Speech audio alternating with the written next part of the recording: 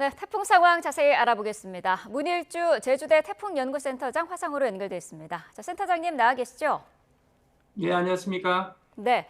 자, 올해 처음으로 한반도를 찾는 태풍 종달입니다. 소형 태풍이라고 하는데 위력이 어느 정도 될까요?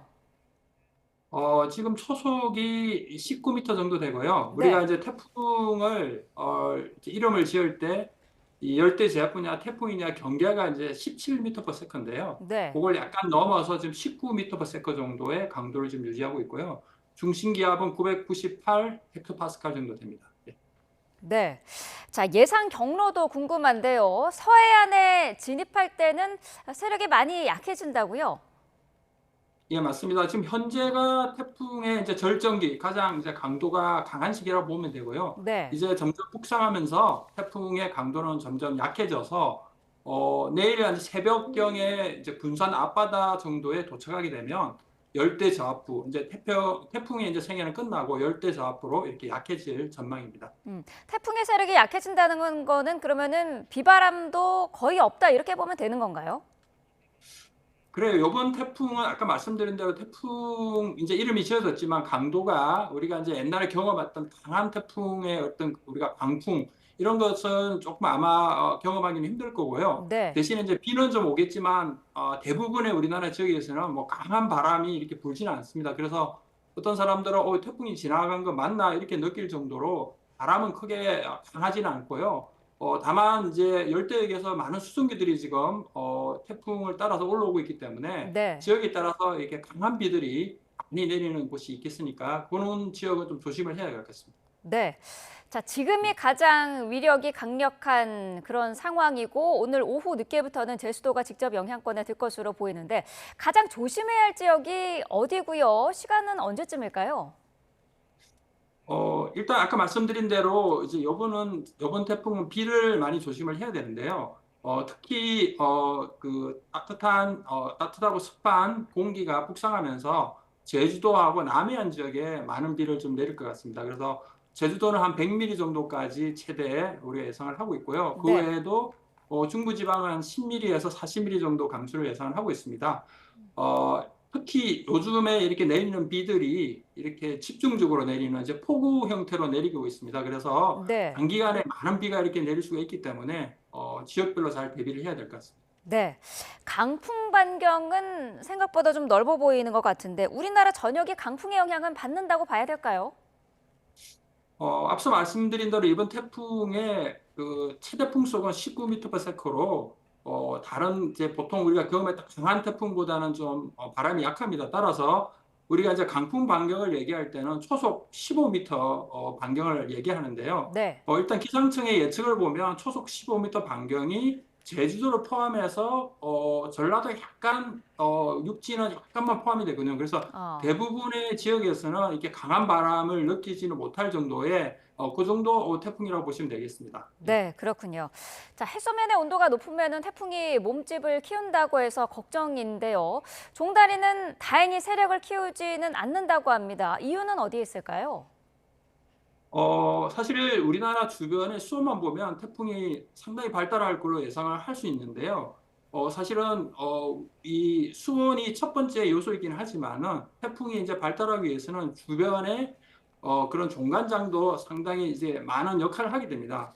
근데 지금 이제 우리나라 주변에 이제 종간장을 보시면 중국 대륙 쪽에 지금 또 저기압이 하나 발달하고 있거든요. 그래서 네. 저기압 옆에 다시 태풍이라는 또 태풍도 저기압이기 때문에 저기압이 두 개가 이렇게 나란히 위치하고 있기 때문에 어떻게 보면 이 육지에서 이 발생한 이 강한 저기압이 태풍의 발달을 좀 막는 역할을 하는 것 같아요. 그래서 이 태풍이 이제 북상하면서 나중에 보시면은 이 태풍이 점점점 그 저기압이 흡수되는 형태로 가거든요. 그래서 이렇게 태풍이 자체적으로 좀 강하게 발달하지 못하고 주변에 이렇게 약간 에너지를 뺏기는 듯한 이런 종간장이 발달돼 있고요.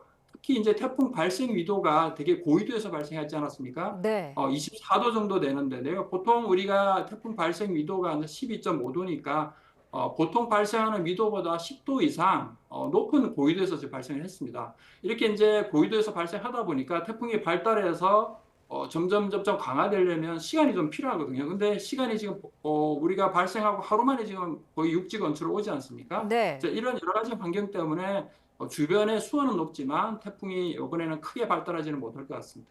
네. 자, 이번 태풍으로 더위가 좀 잦아들까 기대가 있었습니다만은 오히려 더 더워진다는 전망이 있더라고요. 그 이유는 어디에 있을까요? 그렇죠. 보통 이제 태풍이 오게 되면 좀 시원해지는 이유가 첫 번째는 태풍이 지나가면서 바닷물을 크게 휘젓거든요. 그러면 네. 바닷물은 이제 찬물이 있기 때문에 이게 높아진 수온이 낮아지면서 우리나라 주변에 바닷물이 이제 식어지면서 우리나라에 좀 시원해지는 느낌. 이런 게 있는 거예요. 두 번째는 태풍이 이제 지나가면서 주변에 이제 기압장을 흔들면서 북쪽에서 찬 공기가 이렇게 내려오면서 우리나라가 좀 시원해지는 이런 것들이 이제 보통 이제 일어나는 현상인데요. 그렇지만 이 태풍이 또 다른 역할을 하는 게 앞서도 말씀드렸지만 태풍이 올라오면서 열대역에 아주 습하고 따뜻한 공기를 몰고 오거든요. 네. 이렇게 습한 공기가 이제 우리나라에 오게 되면은 요즘에 이제 열대야 때문에 많이 고생하지 않습니까? 네. 이 열대야라는 게 뭐냐면 사실 습도 때문에 이렇게 생기는 겁니다. 왜냐하면 낮에 햇빛이 이렇게 비쳐서 온도는 올라가고 사실은 밤 되면은 온도가 다시 뺏겨서 온도가 내려가야 되거든요. 음. 근데 이게 습도가 높으면 우리가 지구 온난화도 우리가 이 온실 효과 때문에 우리 지구가 온도 올라가듯이 이렇게 수증기가 많이 분포하고 습한 공기가 많이 분포를 하게 되면은 저녁에 온도가 떨어지지 않는 이런 열대 현상이 나타나는 겁니다. 따라서 이번에 이렇게 태풍이 북상하면서 많은 수증기를 가지고 오게 되면 저녁에 이런 열대 현상이 더 심해지는 이제 어. 그런 효과 때문에 태풍이 이제 더위를 좀 쫓아줄까 기대를 하시겠지만 이번 태풍 때문에 사실은 밤에 더 더워지지 않을까 이런 생각이 좀 듭니다. 네. 태풍 이후에 더위가 또 걱정이 되는 그런 상황인 것 같습니다. 올여름 들어서 태풍이 계속 한반도를 비껴가지 않았습니까? 이 한반도를 덮은 고기압 때문이라고 하는데 종달이 이후로 태풍의 길이 만들어졌다고 봐야 될까요? 예, 그 한반도를 덮은 고기압도 뭐 역할이 있지만 제 생각에는 북태평양 고기압이 지금 동쪽으로 이렇게 물러가 있다 보니까 태풍의 길이 이제 일본 쪽으로 열린 거거든요. 어. 이 북태평양 고기압의 가장자리를 따라서 태풍이 보통 이동하기 때문에 고기압이 동쪽으로 이동하면 일본 쪽으로 많은 태풍이 가게 됩니다. 그 네. 최근에 4개 정도 태풍이 연달아서 일본으로 가지 않았습니까? 음. 그게 바로 북태평양 고기압이 동쪽으로 이렇게 이동을 해서 그렇거든요. 그런데 지금 북태평양 고기압이 이제 점점점 우리나라 쪽으로 확장을 하고 있습니다. 그러다 보니까 지금 종다리도 우리나라 쪽으로 오게 되는 건데요. 중요한 거는 이제 가을이 되면서 지금 이런 북태평양 고기압의 위치가 이제 평년같이 평년은 거의 우리나라 쪽에 확장해서 길이 우리나라로 태풍의 길이 우리나라로 열리는 그런 기압 배치를 하게 되거든요. 네. 그런 형태로 지금 바뀌고 있어서 지금 이제 종다리가 우리나라에 오고 나서도 완전 9월이나 이제 가을이 접어들었어도 태풍의 길이 우리나라 쪽으로 열릴 확률이 상당히 높아 보입니다. 그렇다면 가을 태풍도 우려되는 그런 상황인데 통상 가을 태풍이 여름보다 더 강력하지 않습니까? 그렇죠. 저희가 이제 통계 분석을 내보니까 여름보다 가을 태풍이 지금 더 훨씬 세고요. 네. 그 이유가 여러 가지가 있겠지만 우리가 바닷물의 온도를 보면 뭐 여름이나 가을이나 크게 차이는 안 나는데 사실은 바다 밑속이 좀 차이가 납니다. 왜냐하면 음. 가을이 되면요 따뜻한 물이 점점 쌓여서 아주 두껍게 상층에 따뜻한 바닷물이 존재한다고 보시면 됩니다. 그래서 태풍이 거기를 지나가면 휘저어도 밑에 따뜻한 물이 존재하니까 찬물이 올라오지가 않는 거죠. 그렇게 해서 태풍이 사실은 지나가면서 더 많은 에너지를 물속 밑에서부터 에너지를 받을 수 있기 때문에 가을철에 이렇게 더 강력한 태풍이 생기는 거고요. 또 대기 조건도 보시면 우리가 태풍이 결국은 물이 증발하면서 수증기가 에너지원이 되는데 네. 대기 상태도 더 증발을 많이 할 수 있는 조건으로 바뀌면서 이 음. 가을에 더 태풍이 세지는 거고요. 특히 가을철이 되면은 북쪽에서 찬 공기가 내려오면서 이 습한 태풍이 몰고 온 습한 공기가 만나면서 더 많은 또 비를 뿌리거든요. 그래서 네. 같은 강도라도 더 많은 비가 오기 때문에 더 또 피해가 커질 수 있는 그런 특징을 가진 것이 가을 태풍이라고 보시면 되겠습니다. 네. 자, 뭐 폭염도 그렇습니다만 요즘 뭐 기후 위기로 앞으로 태풍의 강도도 더 세지고 예측도 힘들어질 것이다 이런 얘기가 있는데요. 맞는 얘기일까요? 그렇습니다. 우리가 태풍의 에너지원은 아까 말씀드린 대로 결국은 따뜻한 바다, 해상에서 증발한 수증기가 이제 에너지원이 되는데요. 네. 우리가 수온이 높아지고 지구 온난화가 진행이 되고 수온이 높아지면 더 많이 수증기가 생기는 거죠. 정발이 많이 일어날 수 있는 거죠. 이렇게 이제 태풍의 에너지는 수온 증가와 함께 커지기 때문에 더 강력한 태풍이 생길 수 있고요. 이렇게 수온이 높아지고 수증기가 많아지면 더 많은 비가 내리게 됩니다. 그래서 같은 태풍이 오더라도 더 많은 비가 내릴 수 있고, 특히 최근에는 이제 태풍이 점점점 이동 속도가 이제 느려지는 이런 경향이 보이고 있거든요. 바로 이제 북극이 온난화되면서 이런 큰 순환 자체가 느려지면서 태풍이 천천히 이제 이동하게 됩니다. 이게 태풍이 천천히 이동하게 되면 같은 지역에 더 많은 비가 내릴 수 있고, 네. 이 태풍의 그 피해 시간이 영향 시간이 늘어나기 때문에 더 많은 피해를 유발할 수 있습니다. 그래서 이 지구 온난화로 태풍은 더 강해지고 더 영향은 커질 수 있다. 이렇게 해석을 할 수가 있겠습니다. 네. 자, 예측이 힘든 만큼 대비도 확실히 더 필요할 것 같은데 어떤 대비들이 그럼 앞으로 필요할까요?